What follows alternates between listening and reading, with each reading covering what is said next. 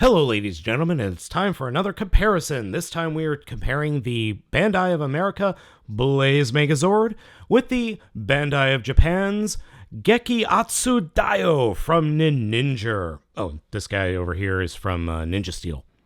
Super Ninja Steel, I apologize. Overall, I have to say that, well, Bandai of America did a pretty decent job. I know, right? Weird. The two of them are very, very similarly molded, just the American version appears to be slightly scaled down and is missing some paint apps, and there are some functionality differences between the two. Specifically, the missiles on the Japanese version go nearly flush to the circle, while the United States version, when you push them in all the way, they have a tendency to stick out a bit. So, yeah. That's a bit annoying for the American version. Also, looking at the figures side to side, you can see that there are differences in the paint, specifically where there is white on the Japanese version on the right, there is obviously gray or silver on the American version. Also, there are some other paint oddities and paint differences that really aren't that major, but there are molding differences specifically to make room for the ever so popular Zord Builder. And I get the Zord Builder. I honestly do. I don't like it, but I understand why it's there. It's to add play to an otherwise, let's face it, you can't really combine multiple different Zords. But with the Zord Builder, you could go back as far as, 2010, when Neo Saban picked it up again? Saban picked it up again with Megaforce? Yes, Megaforce. Another difference with regards to functionality is the way that the launching gimmick works. In the US version, we've got a big Zord Builder port here on the back that then folds up into the back to be used later with the combined, or to be combined with the Lion Fortress Megazord.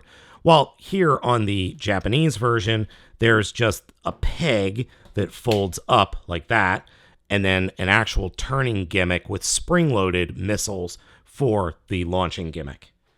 Comparing Maru and comparing the Falcon Zord here on the left and Maru on the right, you can see there is obviously a size difference.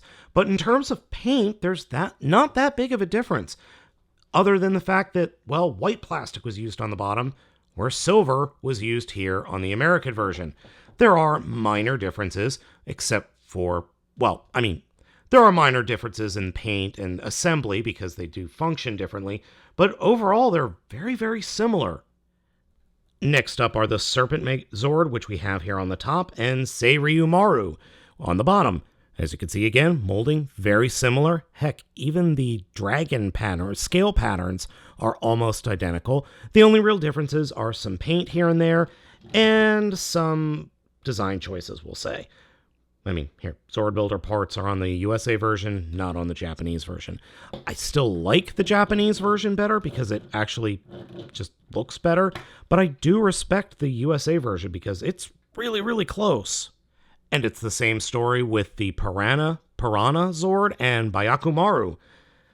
Very, very similar.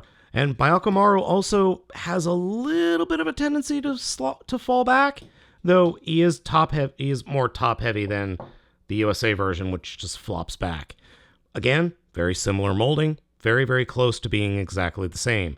Next up is the Turtle Zord and Gamba Maru, and I have to make a confession. I thought that Gamba Maru hid the face here for the combined mode. Not the case. It doesn't. I totally thought it did. Oops. I guess the only way to hide the face is do something like that. Sort of. That doesn't work. Anyway, they're both very similar. Again, the Japanese version is better painted, or I should say, not better painted. There's more paint. Overall, they're virtually identical. Comparing the hats, they are pretty similar, though obviously the Japanese one is gigantic and has sounds on it, while the USA one does not. They can't be stored in any of the modes anywhere, so they have that in common. And here we have Tiger Zord and Byakuya Maru, which I made a mistake earlier. This is Byakuya Maru. This is Magoi Maru, not Byakuya Maru. This is a fish. Magoi is a fish. biggest differences, obviously, this has white, this has mostly silver, and obviously the painting of the flames. But the other big difference is the Gamba Maru has wheels and can roll. The USA Tiger Zord does not, and it doesn't even sit flat. It's got this protrusion coming out of the bottom. So it is designed to lean off to the side. That's real dumb. And lastly is the Panda Zord and Panda Maru. Same thing going on here, where it's white on the Japanese version, it's silver or gray on the USA version. Both of them have spinning thingies, ninja stars. And then again, the paint difference. That's the only real difference. Unlike Gamba Maru, though, this one folds out and has a little heel, and this one has the same, but the heel is slightly tilted. So, yeah, there's that. So I have to give Bandai of America credit. There's not a whole lot different here between the two figures.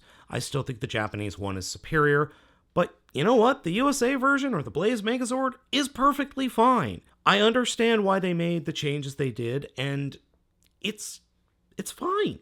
It's perfectly fine. There is nothing wrong with it at all. So gang, what do you think? Is Bandai of America complete garbage, or do you think like me and think this is just fine? Let me know down in the comments. Hey, do me a favor, hammer that like button, give me a subscription while you're at it. All three of those really help me out and help me grow the channel. As always, guys, I am Baltmatrix, and I will catch you next time.